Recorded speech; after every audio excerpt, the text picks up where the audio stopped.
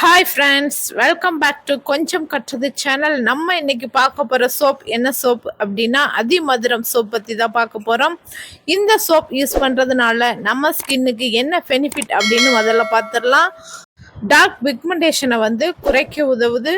அது மட்டும் இல்லை, ஆயில் ஸ்கின் உள்ளவங்க இந்த சோப்பை தாராளமாக பயன்படுத்தலாம். முகத்தில் உள்ள ஆயிலை குறைக்க இந்த சோப் பயன்படுது. அதுக்கு முதல்ல அதிமதுரம் ஒரு ஸ்பூன் அளவு எடுத்துக்கலாம். இந்த அதிமதுரம் எங்கே கிடைக்கும்னா நாட்டு மருந்து கடைகளில் கிடைக்கும், வாங்கிக்கோங்க. ஒரு ஸ்பூன் எடுத்துட்டு அதில் ஒரு ஸ்பூன் அளவு ரோஸ் வாட்டர் ஆட் பண்ணிக்கலாம். ஆட் பண்ணி நல்லா மிக்ஸ் பண்ணி எடுத்து வச்சுக்கலாம். முன்னாடியே எதுக்காக நம்ம இந்த மாதிரி மிக்ஸ் பண்ணி வச்சுக்கிறோம் அப்படின்னா, நம்ம ஸ்ட்ரெயிட்டாக இந்த பொடியை அதில் கலந்தோன்னா அது நல்லா மிக்ஸ் ஆகாது, குட்டி குட்டியாக கட்டி கட்டியாக நின்றோம். அதனால தான் நம்ம முன்னாடியே இதை நல்லா மிக்ஸ் பண்ணி எடுத்துக்கலாம். இந்த அதிமதுரம் சோப்பு நம்ம யூஸ் பண்ணுறதுனால நம்ம ஸ்கின்னுக்கு நிறைய பெனிஃபிட் கிடைக்குது. இதில் நிறைய மருத்துவ குணமும் இருக்குது. இப்போ நம்ம சோப் செய்கிறதுக்கு ஒரு 100 கிராம் அளவு கிளிசரின் சோப் பேஸ் எடுத்துக்கலாம்.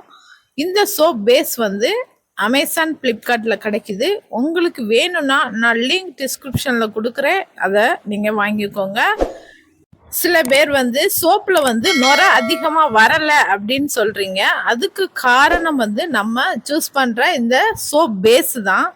பேஸ் நல்லதாக வாங்கினோன்னா அதில் நுரை நல்லா வரும். அதனால நம்ம சோப் பேஸ் வாங்கும்போது நல்லதாக பார்த்து வாங்கணும். இதை ஒரு 100 கிராம் அளவு நல்லா குட்டி குட்டியாக கட் பண்ணி எடுத்துக்கலாம். அப்போ தான் சீக்கிரமாக மெல்ட் ஆகும்.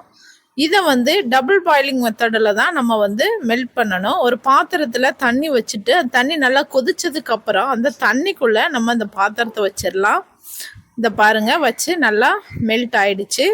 இந்த மெல்ட் ஆனதில் நம்ம ரெடி பண்ணி வச்சுருக்கிற அந்த அதிமதுரம் இதை நம்ம இதில் ஆட் பண்ணிக்கலாம். அதை ஆட் பண்ணி நல்லா மிக்ஸ் பண்ணி எடுத்துக்கோங்க. இது நம்ம வெளியில் வச்சு ஆட் பண்ணிக்கலாம்.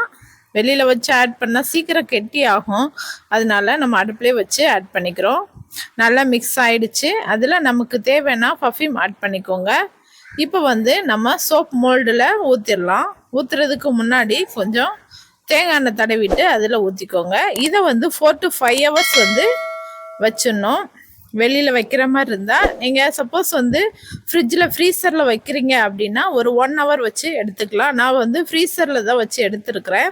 உங்ககிட்ட சோப் மோல்டு இல்லை அப்படிங்கிறப்போ பேப்பர் டீ கப்பு இல்லைன்னா சில்வர் கிண்ணம் அதில் ஆயில் தடவிட்டு ஊற்றி வச்சுக்கோங்க. இப்போ சோப்பு எடுத்தாச்சு. இந்த சோப் ரெடி பண்ணி யூஸ் பண்ணி பாருங்கள். இந்த வீடியோ உங்களுக்கு பிடிச்சிருந்தா லைக் பண்ணுங்கள், கமெண்ட் பண்ணுங்கள், ஷேர் பண்ணுங்கள். மறக்காமல் சப்ஸ்கிரைப் பண்ணாதவங்க சப்ஸ்கிரைப் பண்ணிக்கோங்க. தேங்க்யூ ஃபார் வாட்சிங்.